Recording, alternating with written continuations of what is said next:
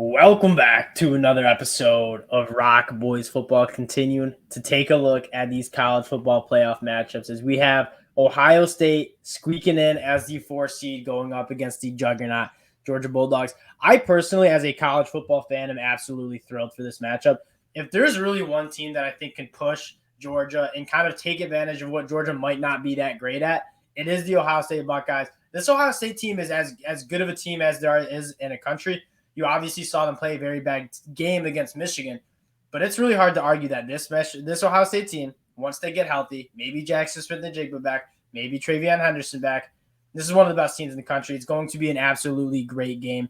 Still, before we get into it, I just want to say thank you guys for all the support you guys have shown the channel. Again, if you like the content, you like talking ball, consider subscribing to the channel. We appreciate it. It helps us out a lot. Still, I'm going to kick it off to you. What are your early takes here? Georgia, Ohio State. Yeah, I'll echo you. This is the dream matchup. I think people have been kind of waiting for this for feels like almost 3 years now. Like you just want to see Ohio State play Georgia because you're right. I think the one thing Georgia hasn't been rock solid in for the past time they've been really dominant is their secondary, and obviously Ohio State's been pretty much the best passing attack for the last 3 years or so. So this is going to be such an exciting matchup. And Georgia's been able to mask up their secondary. And I like Christopher Smith, Keely Ringo, Malachi Starks. I like a lot of those guys they have on the back end. You just saw LSU kind of sling the ball a little bit around Georgia, and I get the game script wasn't great, and they were kind of just letting it happen. But if you're going to get this Georgia team, and if you're going to push this Georgia team, it's going to be through the air. That's how Alabama did it last year. Michigan was not able to do that. That's why you saw such a lack of a competitive game last year in the college football playoffs. There's a team that can push Georgia in the secondary. It is the Ohio State Buckeyes, especially when you think how they might look a month from now. They played Michigan in their biggest game of the year without Jackson Smith-Njigba, who was the best wide receiver in college football last year. If you have him healthy, you're looking at Marvin Harrison Jr., who's, for my money, one of the best, if not the best wide receiver in the country this year.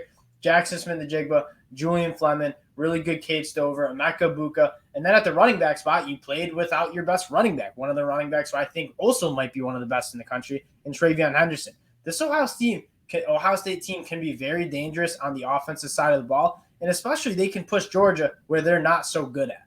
Yeah, and that'll be the big one, because if Jackson Smith-Njigba plays, just looking at this matchup, that's going to be that's a really tough offense to defend. And again, you've seen Georgia. I mean, that LSU game, I was just stunned by how much separation there seemed to be, and how easy guys were, and guys not playing the football in the air, which was just, I think, disappointing in probably most Georgia fans. But man, if Smith-Njigba's back, he changes the game for sure. That's their loss. Another thing I comment on is Georgia didn't have the greatest secondary last year, but they were able to cover it up with probably the best front seven we've seen in college football in the last probably 2 decades.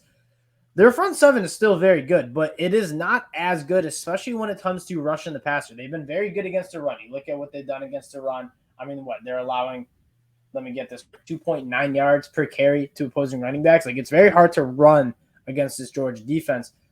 LSU was able to pass protect and give Jaden Daniels, give Garrett Nussmeier a decent amount of time in the pocket.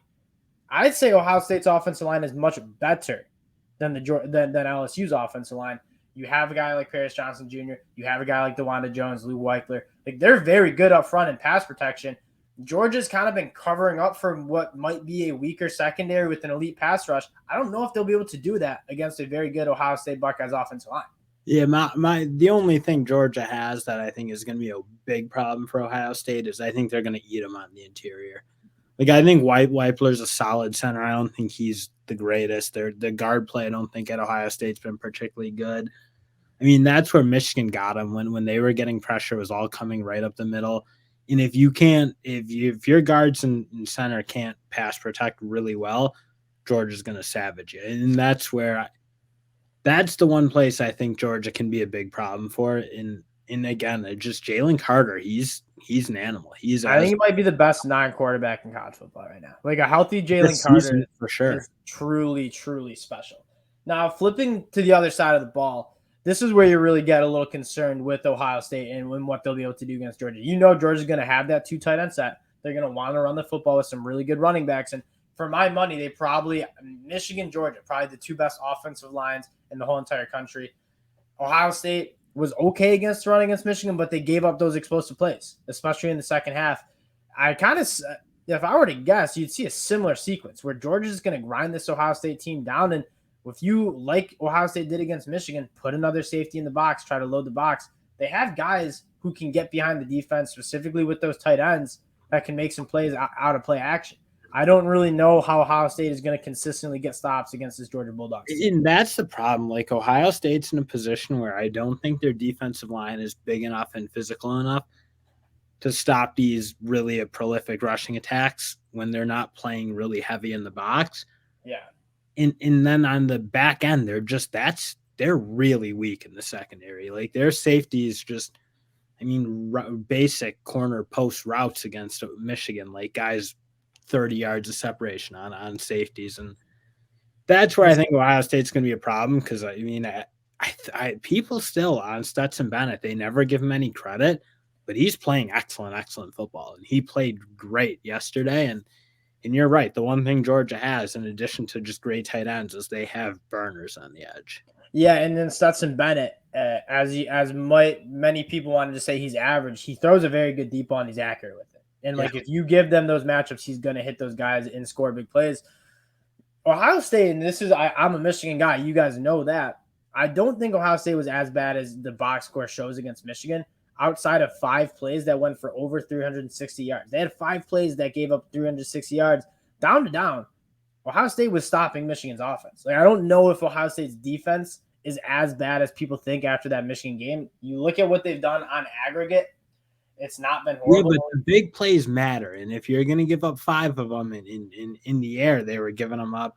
You know, I think Michigan doesn't quite have the receiver talent that Georgia does. They, like, with the speed and in the tight ends for Georgia, Brock Bowers is like the best player in the country too. You could make that argument, I think, at some point, but I just don't see how the secondary, if they're in a bit of a pick your poison spot. And again, I just don't trust these corners and safeties very much for Ohio State.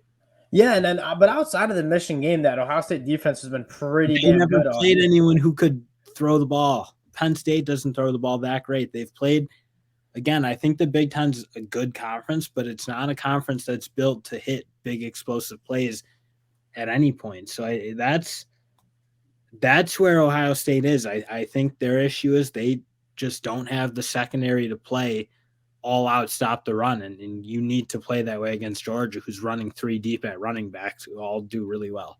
And so now here's the question. You brought in Jim Knowles, you pay him the most of any defensive coordinator in the country. He saw where Ohio State is vulnerable on defense. We saw the only real game that they got trounced at on defense was against Michigan. You probably watched that game multiple times.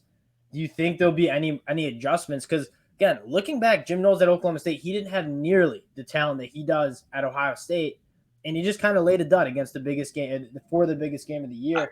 I guess my issue is they couldn't really stop the Penn State run particularly well. Penn State doesn't run the ball nearly as good as Georgia does.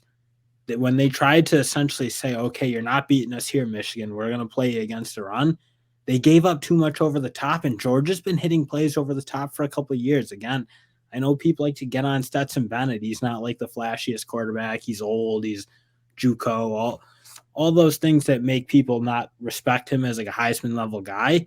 He's been slashing teams. And you're right. He throws an amazing deep ball, and their guys catch it.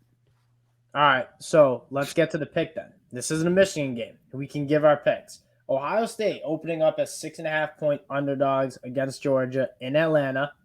Where's your lean here? Ohio State, probably with the So after all that, no, I'm saying, but I'm not thinking Ohio State's going to stop much either. I think this game is 40-40 type level. So just give me the over if it's anything above like 70 or below. Because I think Ohio State's defense is worse than people think. That's where we disagree. I think this Ohio State defense is better than people think. I think you saw one bad game. They didn't, but that's the problem, is they played one good offense. So we're gonna find out. They're gonna play Georgia in a month. They have time to get all. I think that, and we're focusing on something that it might not even be that relevant. Like, Ohio State's probably going to give up points against Georgia. Georgia's been a very, very good offense all year. They're both going to score a zillion points. For And sure. then so it comes down to, can this Ohio State offense start clicking? Like, they kind of didn't go for it on a couple of fourth downs. They had a few touchdowns that were dropped against Michigan. I mean, that CJ Stroud, I thought, looked excellent against Michigan. He just had some unfortunate plays that didn't go his way. I think he's still one of the best quarterbacks, if not the best quarterback in the country. And let's be honest, Ryan Day coached a little scared. I don't know. He should have been going for those. Like, he should have gone for like 3 of them. But so now you have a second chance at life. That's what he said. That's from the loose and aggressive. From like, do you think he'll kind of be like, hey, we have nothing to lose. We probably don't deserve to be here. We lost our biggest game of the year. We're going to go in and try to win this game, as opposed to kind of just try not to lose it like they did against Michigan. And if they do that, again, and you get those playmakers healthy, Travion Henderson, Jackson Smith-Njigba, I do think that this Ohio State team can put up points against this Bulldogs team. And I'm probably with you. I would wait. I would not be surprised if you see this line get over a touchdown. If you can get it at like 7.5, I really do like Ohio State here, just to at least keep it close. Like, this game kind of feels like it's going to be close in the fourth quarter. Whatever offense has the ball last in the last 3 minutes to go drive down, kick a field goal, or score a touchdown is going to win. Give me Ohio State with all those points, because I think this game will be close. I think both teams will be able to score. And I think this might be one of we've seen a lot of really, really fun college football games. We saw a couple yesterday. This one might be the best college football game we'll see all year. This is a big one for the conference too. The Big Ten needs to show up. Like, I need both Michigan and Ohio State to be respectable, because the Michigan and Ohio State are so far ahead, I think, in the Big Ten in terms of like class right now. They need good performance. God, I have a hard time rooting for Ohio State, but what a look it would be for the Big Ten. For all Big Ten natty. Michigan's gonna be buzzing, and this is gonna be a fun one. I won't be rooting for Ohio State, just to like make that very clear, but like, I do want them to play it tight. Yeah. This is gonna be a very, very fun game. This is probably the game I'm most excited for. I'm obviously excited for Michigan, but this is going to be a great game. 8:00 Eastern kickoff right after the Michigan game. Again, we appreciate you guys checking us out, supporting the channel. If you do like the content, consider subscribing. We appreciate you guys, and we'll talk to y'all later. Peace.